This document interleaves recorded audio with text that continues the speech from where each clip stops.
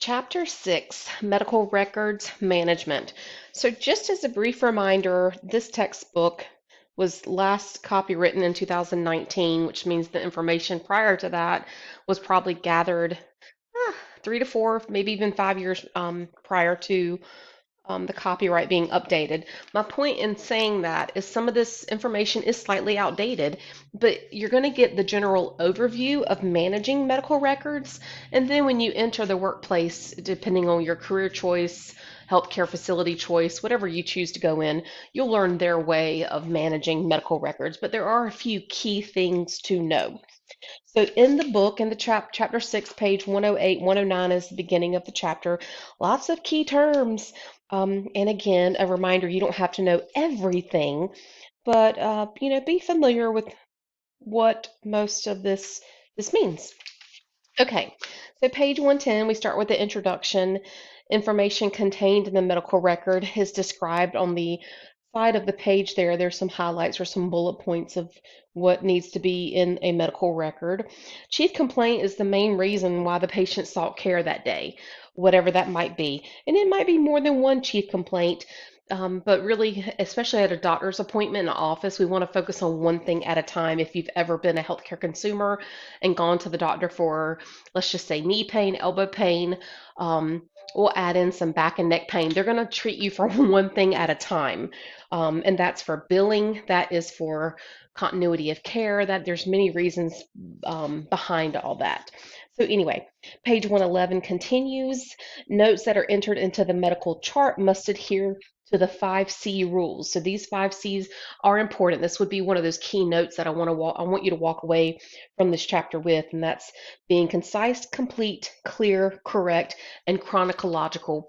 In the healthcare field, in medical records, most everything is chronological. You want to document in order. You don't ever want to have to go back in and put a late note. You need to document as things go. And just a side note, the chapter mentions this too, but I want to say it out loud while I'm thinking about it. In healthcare, if it is not documented, then it was not done. And there's no argument to that.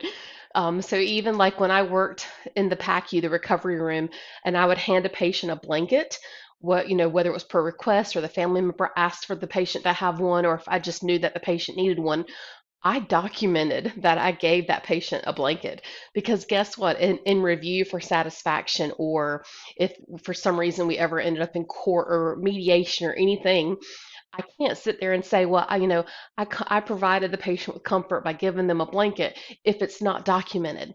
So again, if it's not documented, it was never done. Okay, so page 111, the purpose of the medical record. This is very vast, but ultimately is to provide excellent care for a patient.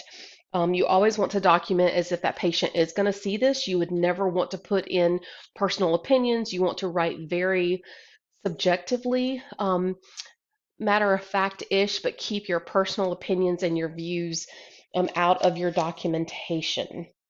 If a court um, were to ever subpoena a medical record, they would get the entire thing. And you again, you just want to be very clear, subjective, concise, and document things in chronological order.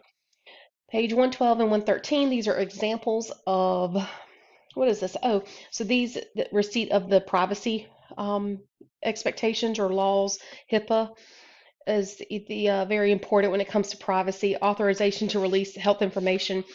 So there's specific laws, and every facility is slightly different, but we can't just give people's healthcare information just to anybody. There has to be signatures and agreements on file. Yeah, your chapter is going to go into that. Page 114 starts talking about standard of care. When risk management is an important thing in healthcare. We want to make sure we do the right thing with the right information and protect people's privacy. HIPAA is a federal law when it comes to privacy, and I'm trying to find in the book or not in the book, but in this chapter, if I'm going to come across HIPAA, or did I skip over it accidentally? But HIPAA is a health insurance privacy Accountability Act. I can't remember. No, Portability Act. I can't remember what the acronym stands for, but HIPPA, HIPAA is a privacy federal law. So all healthcare facilities have to abide by that. Again, you can't just share medical records with anybody. You have to have the person's permission. Okay, I'm rambling today. Sorry. Signing off on the medical record, electronic signatures. By the way, charting, we're about to get there.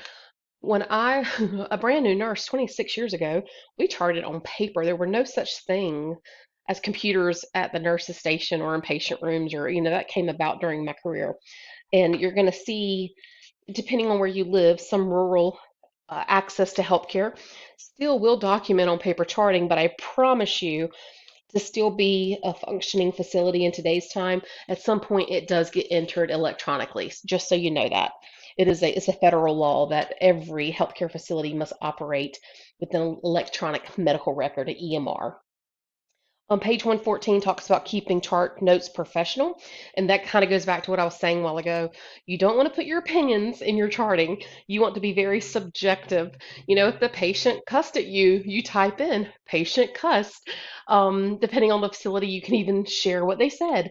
If someone is, you know, acting out, you can put that, you can describe their behavior, but you would never want to interject your opinion or your experience with that behavior. Again, it's got to be very subjective and matter of fact. This is what happened, and this is when it happened, and this is how we responded, etc. And of course, not all charting is about things going wrong. Even when you take a patient back, you place the patient in a room, or they're there, mm, they're seeking care, you're checking their blood pressure, all that's documented. And you do want to document it in chronological order. You never want to wait to the end of a day or the end of a shift to document such as that.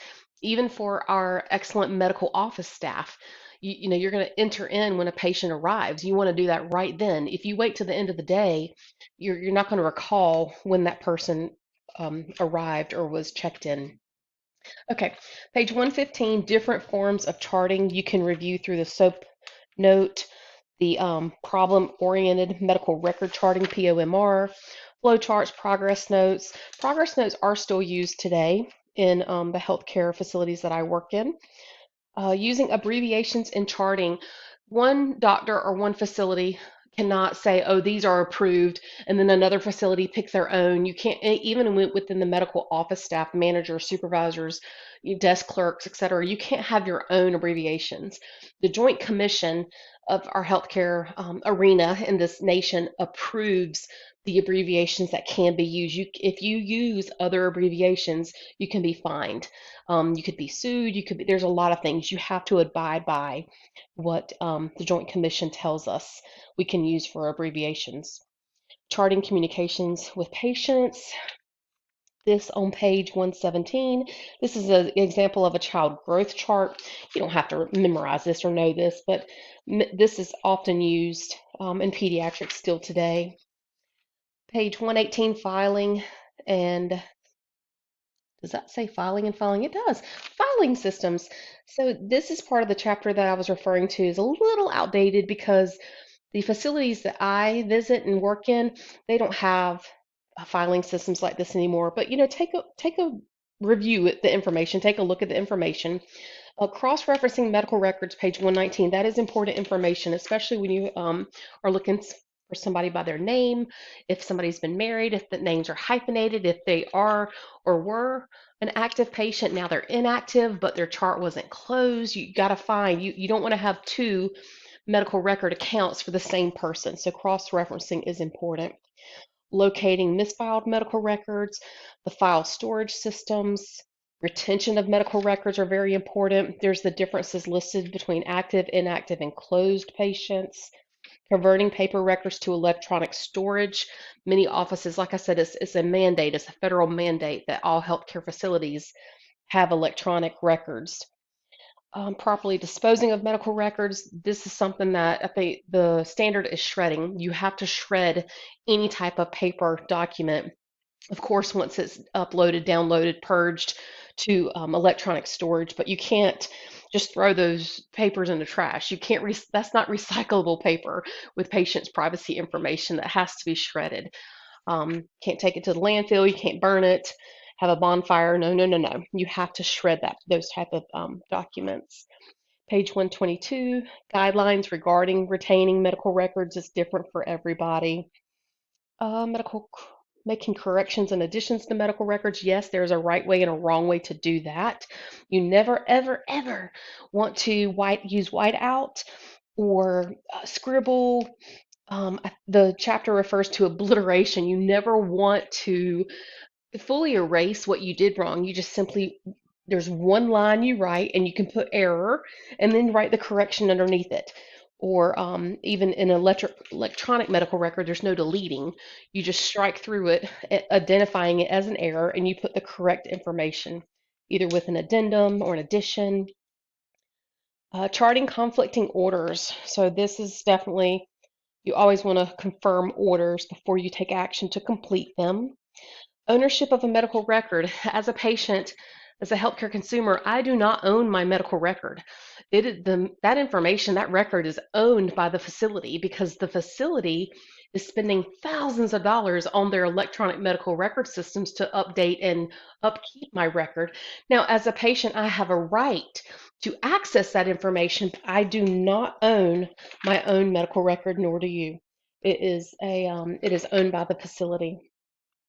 Page 124 talks about electronic medical records, using electronic records to avoid medical mistakes. On page 25, that does sound great, and in a perfect world, there would be no medical mistakes, but even with the use of electronic medical records in the past decade, maybe even 15 years now, medical mistakes do still happen, unfortunately. Saving time with electronic medical records, I don't know that it has saved all that much time, but I guess that's just my own opinion. Releasing medical records. Read this carefully, page 126 through 127. Again, you just can't give out patient medical information to anybody and everybody, not even to the patient. If I were to walk into my local hospital and say, hey, I need my medical record, they're not going to hand it to me right then because that's just not how it works. So please read about how that works and even the example of disclosing a minor's medical information. Page 127, of course, there's mandatory reporting requirements because everybody needs to be doing what they should be doing, should be compliant. Reporting cases of abuse. If you notice this in a medical office setting, you do have the legal, not right, what's the word the legal obligation is what I'm trying to say, to report abuse, whether it's a young person, an elderly person, domestic. Reporting certain illnesses, yes, this is all done and kept up with as far as reporting requirements. We all must stay compliant with the laws. Page 128, advanced directives. These are so important. They're important to you, me. If you're over the age of 18, please, please, I beg you, I plead with you to go get an advanced directive signed. You can even download it from the internet. You have the authority, you have the mind capability to make decisions for your health care while you're young and healthy. And even, I'm almost 50. I still have an advanced directive. I want to make sure that my loved ones know what I want in the event of A, B, and C happening. So advanced directives, I'm a huge proponent of them. Do not be scared of them. On the other side, when we are working in a hospital or a healthcare setting, we do not think that just because you have an advanced directive that you don't want to live or we're just going to let you die. That is not at all how those work.